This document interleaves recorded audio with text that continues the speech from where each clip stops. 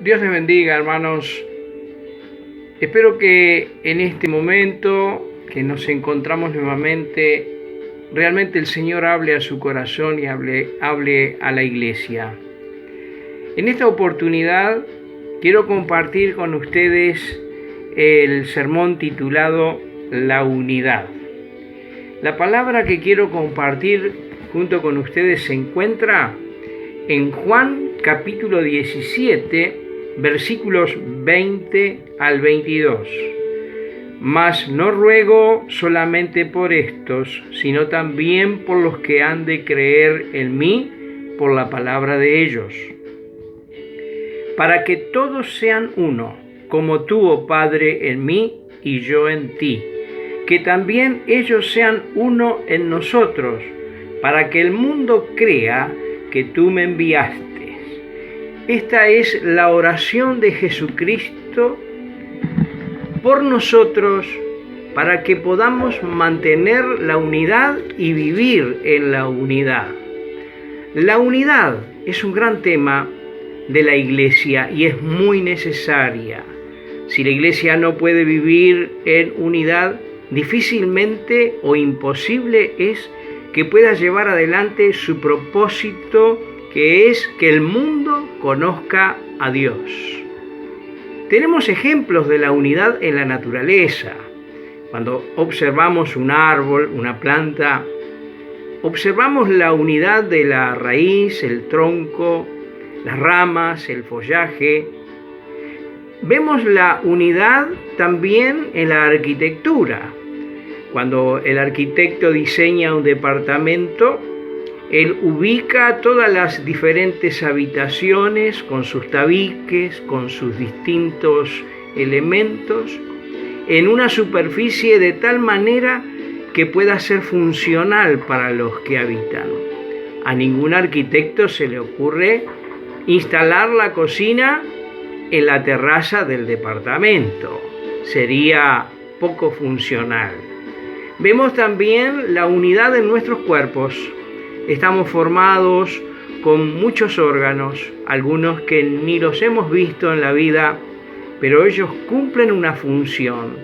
Cuando uno de nuestros órganos está afectado, todo nuestro cuerpo se siente mal. Aún podemos decir que muchas veces no podemos trabajar ni realizar nuestras tareas porque solamente un órgano o más están afectados.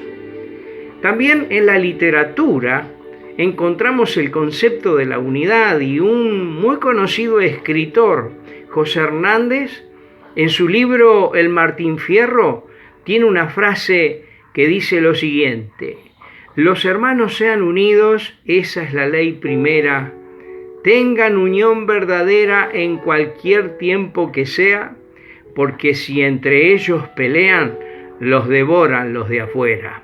Esta es una frase muy interesante, dicha en un tiempo muy especial. Pero, ¿qué nos dice la Biblia? La Biblia nos enseña sobre la importancia de la unidad de la iglesia. Y la Biblia habla que la iglesia es como un edificio. Nos dice que la iglesia es el cuerpo de Cristo. ¿Y cuál es el propósito de la iglesia en el mundo? Y el propósito es que el mundo conozca a Dios. A través de la unidad de la iglesia, Cristo se manifiesta al mundo.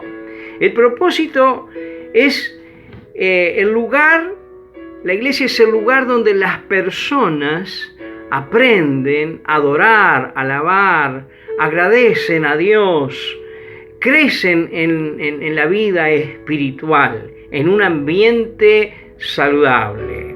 La iglesia es el lugar de adoración, de servicio.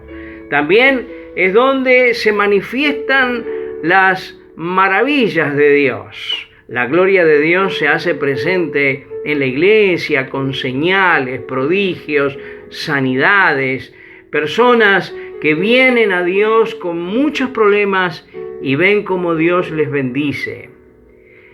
¿Por qué la iglesia no alcanza estos objetivos de ir al mundo, ganar pecadores?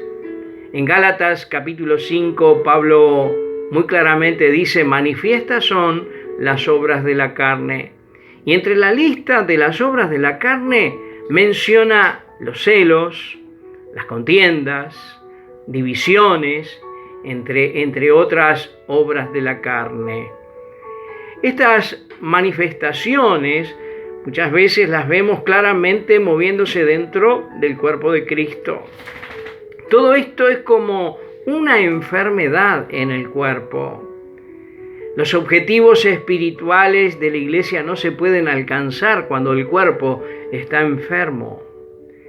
Entonces, muchas veces, para sostener y mantenerse, se generan programas eclesiásticos que alimentan las carnalidades. La Biblia dice: no proveáis para los deseos de la carne. Los sentidos, nuestros 5 sentidos, son los caminos por donde se alimentan los deseos de la carne. Hoy muchos programas apuntan a dar satisfacción a los deseos, que todos estén conformes, programas de entretenimiento.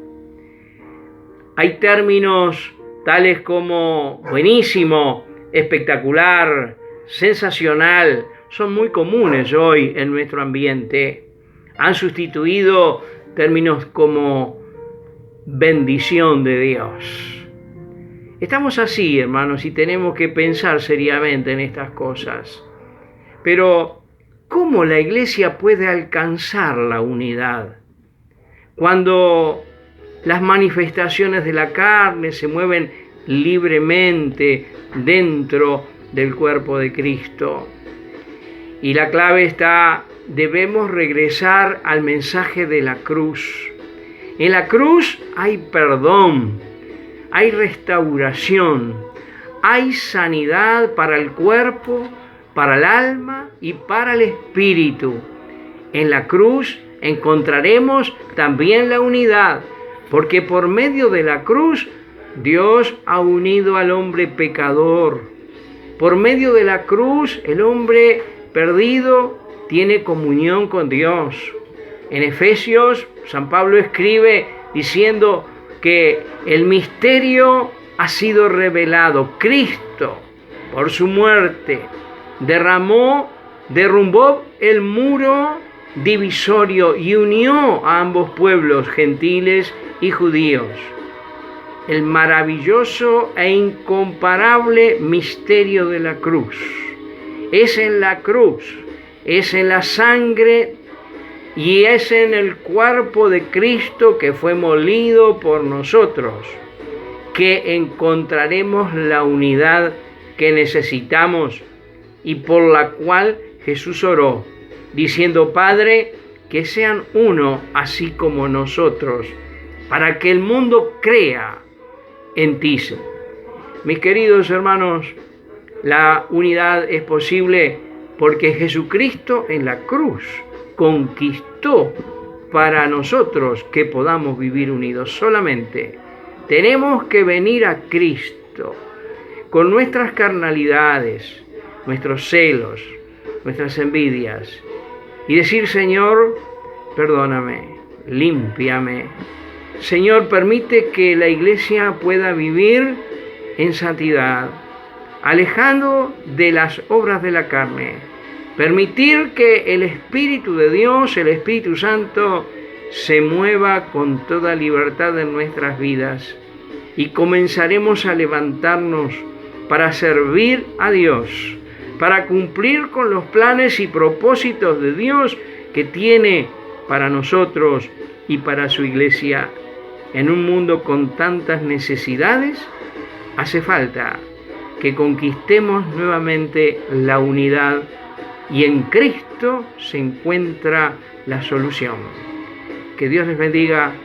Les invito a que mediten en estas palabras y que puedan venir al Señor de todo corazón. Jesús oró por nuestra unidad.